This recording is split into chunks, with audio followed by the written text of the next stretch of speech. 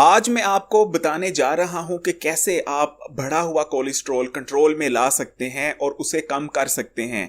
आप अपने cholesterol level को कैसे किसी दवाई या किसी मेडिसिन की मदद के बिना कंट्रोल में ला सकते हैं। आज का टॉपिक इस बारे में है। दोस्तों, अगर आपका कोलेस्ट्रॉल बढ़ा हुआ है या आप मोटापे का शिकार हैं तो ये वीडियो आपके लिए बहुत मावन साबित हो सकती है।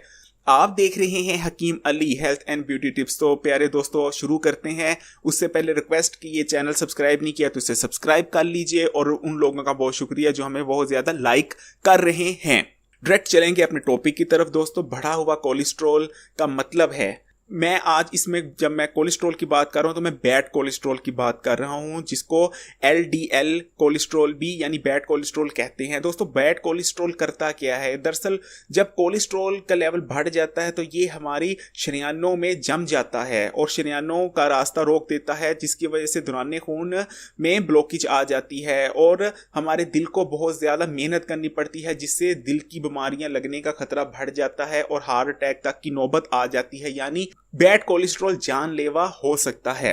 तो दोस्तों, इस दुश्मन को आज कैसे खत्म करेंगे वो हम बताएंगे। दोस्तों, पेपर और पेन पकड़ लीजिए और नोट करना शुरू कर दीजिए। सबसे पहले हमारी जो रेमेडी 1 है वो है लहसुन। दोस्तों, लहसुन बैड कोलेस्ट्रॉल को खत्म करने के लिए बहुत बेहतरीन अल्लाह की नेमत है।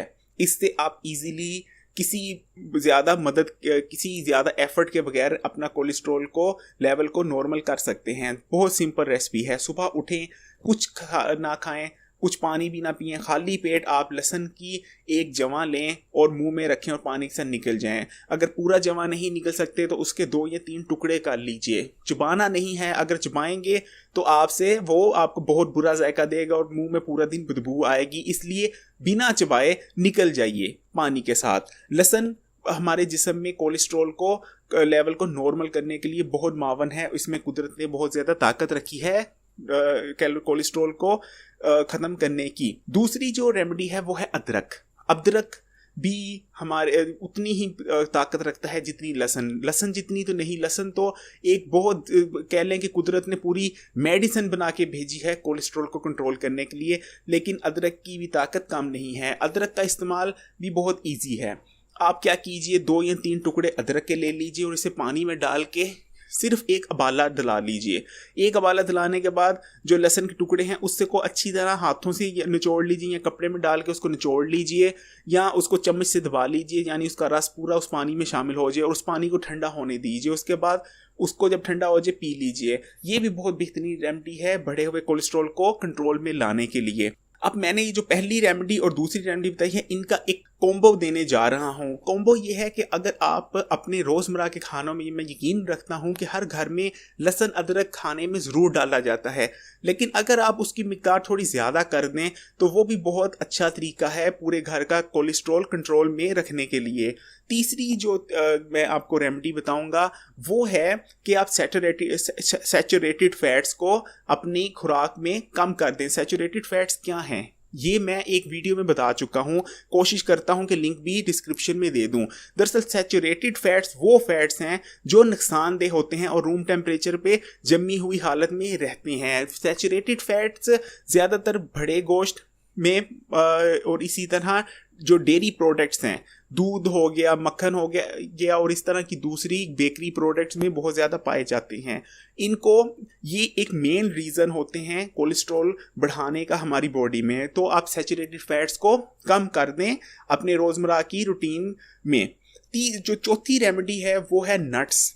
दोस्तों, हर मेरी तकरीबन चौथी या 5वीं वीडियो में नट्स का जिक्र ज़रूर होता है। नट्स से मेरा मुराद है ड्राई फ्रूट्स, जिसमें बादाम है, अखरोट है, पिस्ता है और इसी तरह के दूसरे फ्रूट्स हैं। दोस्तों, ड्राई फ्रूट्स बहुत ज़्यादा रखते हैं एंटीऑक्सीडेंट खसूसियत और इनके अलावा जो है ये बहुत मावन होते हैं कोलेस्ट्रॉल को कम करने में, क्योंकि इनमें जैसे मैंने एक वीडियो सैचुरेटेड और अनसैचुरेटेड फैट्स के बारे में बताई हुई है, इसमें बहुत ज़्यादा अनसैचुरेटेड फैट होता है। यानी अनसैचुरेटेड फैट जो गुड फैट जिसको भी कहा जाता है उसमें होता है।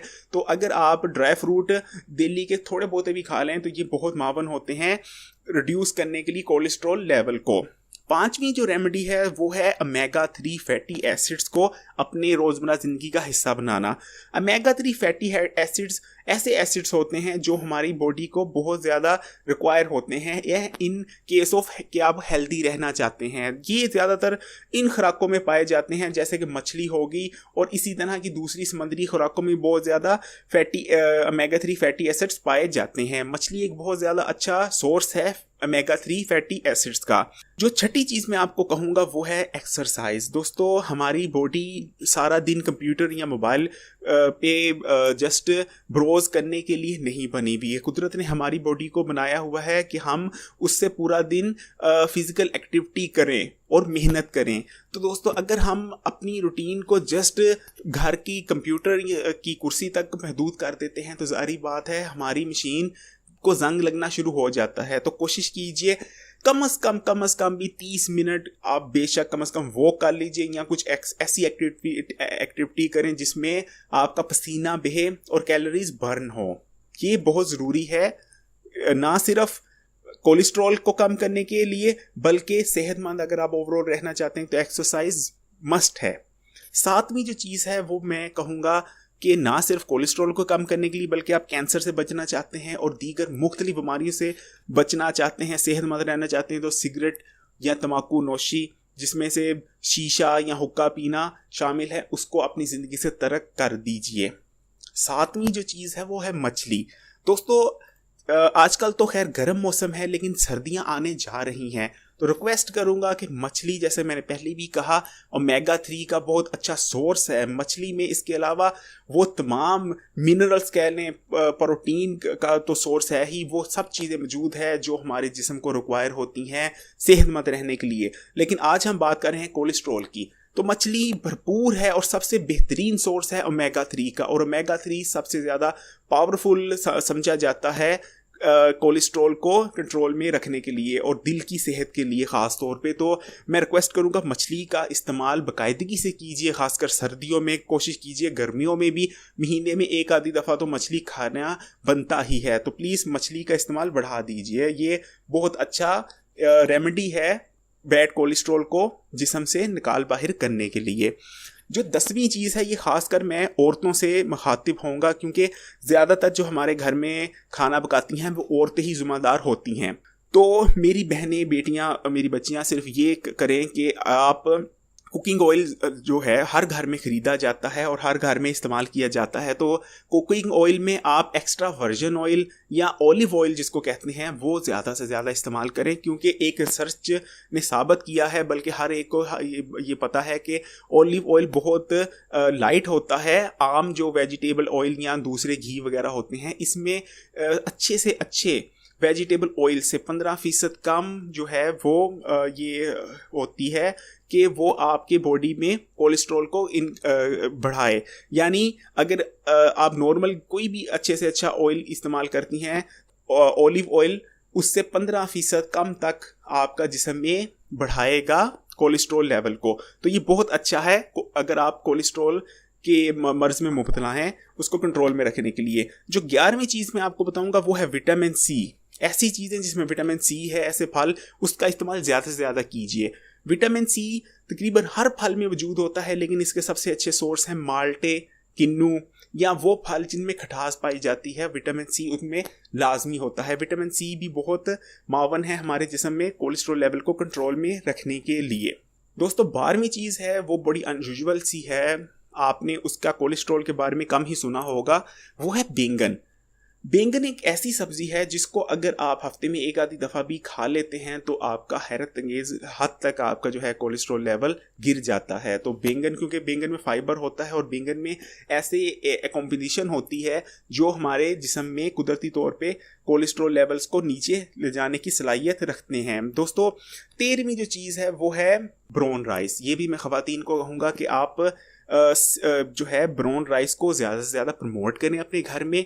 खाने में ज़रूर दिक्कत होती है, और यहाँ मैं फिर एक आपको इन्फॉर्मेशन दूंगा कि ब्राउन राइस और होते हैं सेला चावल और होते हैं। सेला चावल होते हैं प्री बॉइल्ड राइस, जबकि ब्राउन राइस होते हैं वो कुदरती तौर पे ब्राउन होते हैं, उनको प्री बॉइल्ड नहीं किया गया होता है। तो ब्राउन राइस की आदत डालें, पढ़ते पढ़ते हर अच्छी चीज़ की आदत पड़ ही जाती है।